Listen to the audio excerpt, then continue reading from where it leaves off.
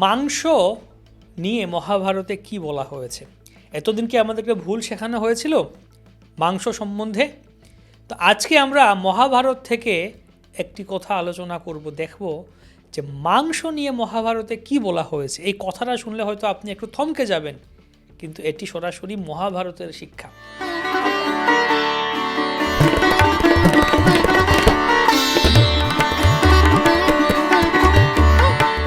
হরে কৃষ্ণ। আমরা অনেক সময় খুব সহজভাবে বলে থাকি মাংস খাচ্ছি, এতে সমস্যা কোথায়? কিন্তু আপনি কি জানেন এই মাংস শব্দের মধ্যেই একটি গভীর সতর্কবার্তা লুকিয়ে আছে। চলুন মহাভারতের একটি শ্লোক শুনি। মহাভারতে বলা হয়েছে, মাংস ভক্ষয়তে যস্মাদ ভক্ষয়িষ্যে তমপ্যহম এতন মাংসস্য মাংসত্বম অনুবুদ্ধ্যস্য ভারত। এর অর্থ কি হচ্ছে? যে হে ভরতনন্দন, যাকে হত্যা করা হয় সেই প্রাণীটি বলে যে ব্যক্তি আজ আমাকে ভক্ষণ করছে, আমাকে খাচ্ছে, আমি ভবিষ্যতে তাকে ভক্ষণ করব, তাকে খাবো।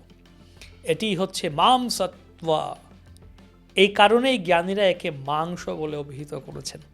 এটি মহাভারতে অনুশাসন পর্বে আছে, 116 অধ্যায় 25 নম্বর শ্লোক, ভীষ্ম যুধিষ্ঠির সংলাপে আপনারা পেয়ে যাবেন। বিশ্বাস না হয় খুঁজে দেখুন। একটু থামুন। এই শ্লোকটা শুধু একটা কথা বলছে না আমাদেরকে, শুধুমাত্র আমাদেরকে একটা শ্লোক বলে দিল এরকম না, একটা সতর্কবার্তা দিচ্ছে। মাংস দুই ভাগে ভাগ করা হচ্ছে, মাম স, আমি এবং সে। মাম মানে আমাকে, স মানে সে। অর্থাৎ আমি আজ সে আমাকে খাচ্ছে, কাল আমি তাকে খাবো। এটা একটু ভাবুন, শুধু শব্দের খেলা নয়, এটা কর্মফলের গভীর সত্য কথা।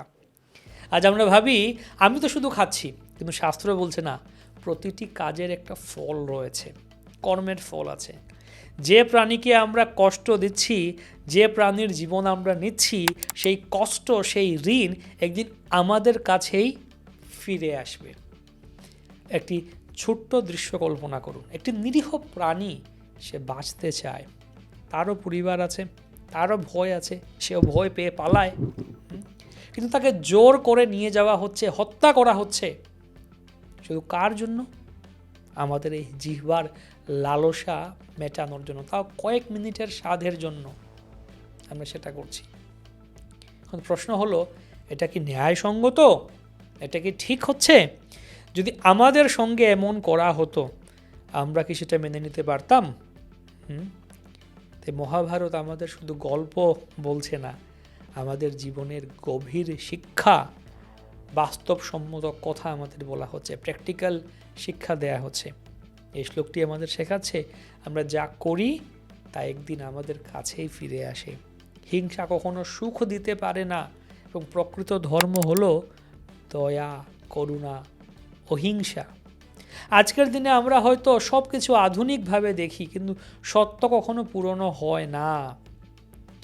কর্মফল আজও কাজ করে, ঠিক আগের মতোই। আগেও কর্মফল ছিল, এখনও আছে। তো একটু থামুন, একটু ভাবুন। আমাদের প্রতিদিনের ছোট ছোট সিদ্ধান্ত আমাদের ভবিষ্যৎ তৈরি করছে। আমাদের থালায় শুধু খাবার নয়, আমাদের কর্ম থাকে, কর্মফলও থাকে। সেই থালায় কি থাকবে? সহানুভূতি নাকি কারো কষ্ট, কারো বেদনা? আজ থেকে আমরা কি একটু সচেতন হতে পারি না? একটা ছোট সিদ্ধান্ত, কিন্তু তার প্রভাব অনেকটা বড়।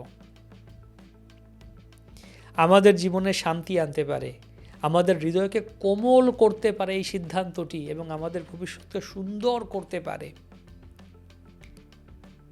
তাই আসুন আমরা সকলে মিলে চেষ্টা করি যেন আমরা একটি দয়াময়, অহিংস এবং শুদ্ধ জীবন বেছে নেই। হরি বল, হরে কৃষ্ণ।